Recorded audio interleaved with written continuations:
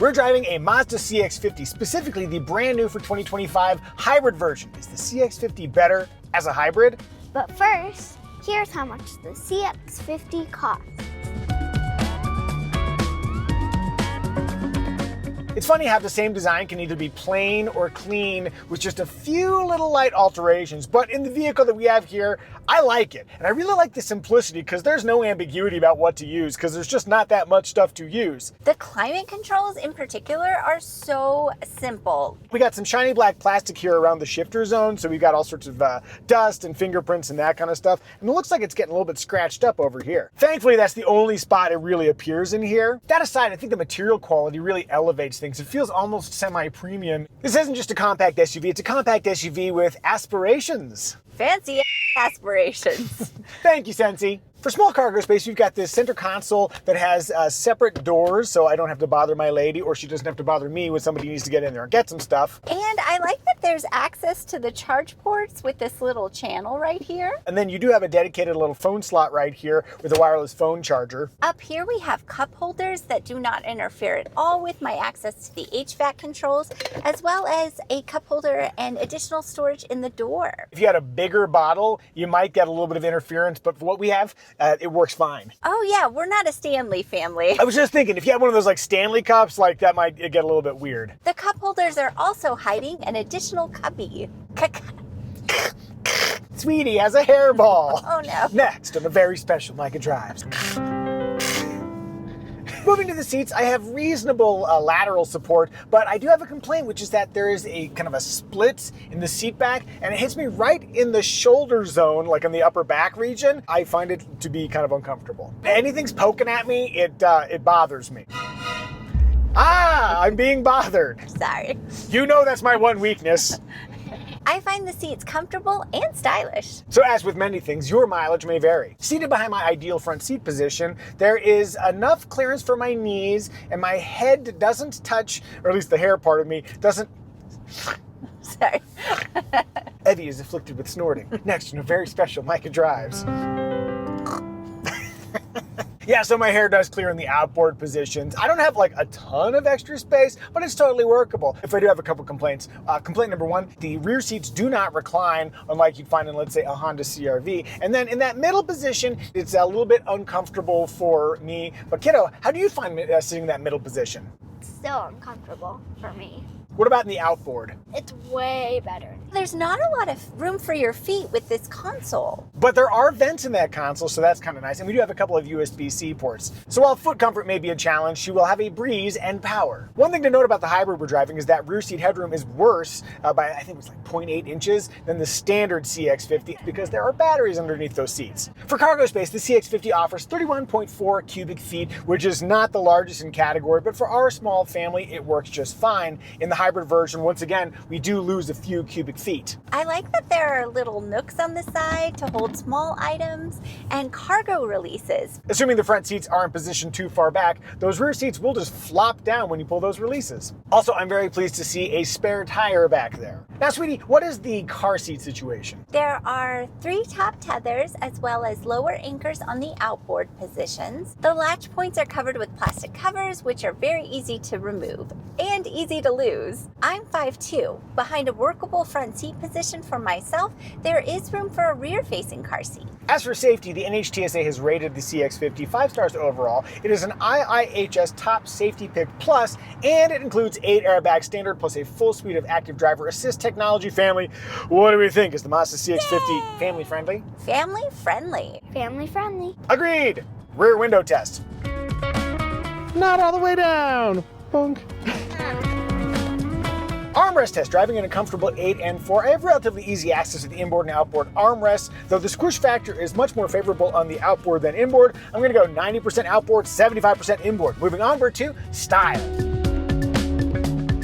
We have reviewed the Mazda CX-50 before, so now with a couple of years under our belt, how do we feel about it stylistically? This feels so different than the other one we reviewed because this one is in the white color and there aren't those large stickers on the hood. The other one felt much more off-road oriented. Also, it had that huge roof rack. That was doing a lot of heavy lifting for rugged vibes. But all of that does speak to the CX-50's nature, which takes a lot of traditional Mazda kind of sleekness and adds body cladding and a little hint of ruggedness. And you think that might ruin the overall look? I don't think it does. I think it works pretty well. I particularly like the crisp lines along the side and how in the front there's room for a yo-yo shelf. A few details I appreciate. Standard roof rails, so if you want to carry gear up top, you have the basic makings to do so. I also like how the doors cover the sills, so if you live where we do and you get a bunch of mud on the outside of the car, you're not necessarily going to get it on your leg when you're climbing aboard. And then also just a weird detail, that tiny little sliver of chrome trim on the outside of the greenhouse. That's the first thing I noticed when I looked at it. Like, where's the rest of the chrome? They should either have more or not at all, but that's just me.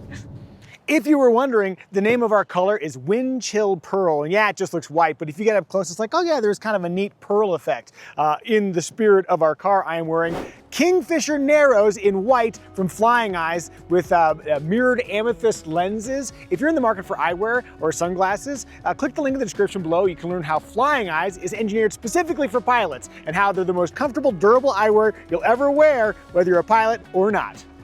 With our minds no longer clouded by the CX-50's newness, we still appreciate its design. But what do you think? Do you like the look? Dislike the look? Somewhere in between? Tell us in the comment section. Also, this is where I say thank you. Thank you. I appreciate and we appreciate you watching this video because you could watch anything else right now, but here you are hanging out with us. Don't tell them that. Yeah, if they discover that they could watch something else on the internet, we're ruined. Also, thank you for your kind comments. I saw one today and it was really, really lovely. Thank you for being polite and thoughtful. Moving onward to In Motion.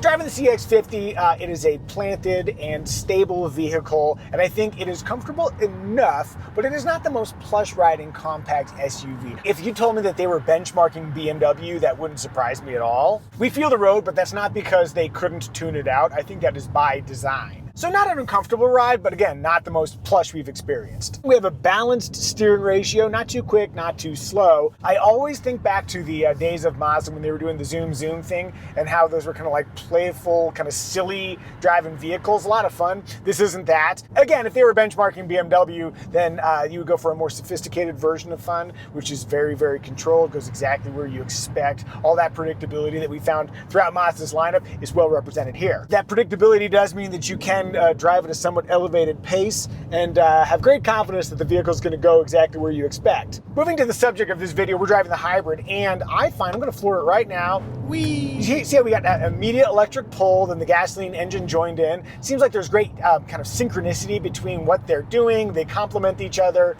Good, consistent, steady pull. And that was on a little bit of a hill, so extra impressive. The hybrid is different than the standard gasoline version in that you have an electric motor powering the rear wheels. That motor's power is stout off the line. We experience it all the time where you've got like these blind corners and it's like you got to get out ahead of traffic before somebody comes ripping around that corner. This thing leaves from a stop with I always have to go to the synonyms because they say it's like strength, gusto, panache, zazz. I don't think you've used panache in a while. So then the CX-50 leaves from a stop with panache.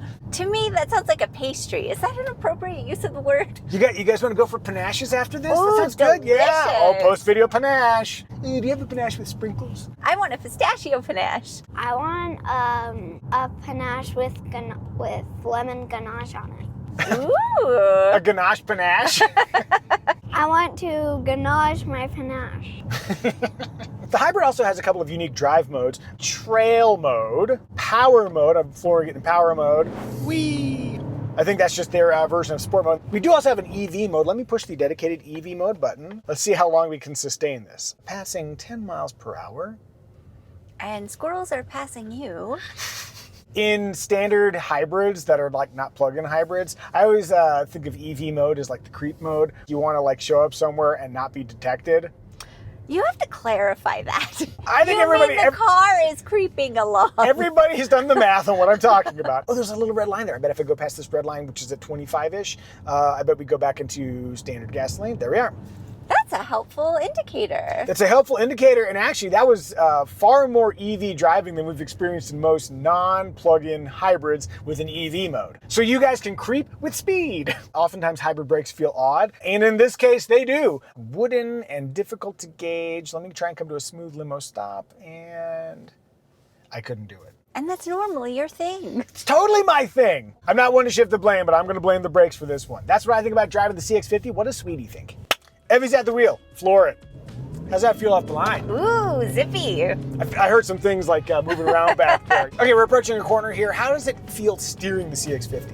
I like steering it. I feel like I can tell where it's going to go. Like, I didn't really think about driving it, which is my favorite. I want it to just do the thing and let me think about other things, like birds. What kind of birds are you thinking about? Tell us in the comments. And then what about visibility? Visibility is good all around, with the exception of over my right shoulder. The belt line's a little bit high, and that D-pillar is pretty thick. If we were in the market for a compact SUV, are there any game killers that would keep you from driving a Mazda CX-50?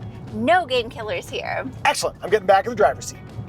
One last quick thought. If you did want to take your CX-50 off-road, that is a thing you can do. I've driven it on dirt with some haste. It's not a real rugged off-roader, but it's probably a little bit more capable than you might be expecting from a compact SUV. And we do have around 8 inches of ground clearance, which is helpful. All right, moving on, we're to remarks. Infotainment, we have a standard 12.3-inch screen. It's high-mounted, close to the driver's view. Standard Apple CarPlay and Android Auto wireless smartphone connectivity comes standard.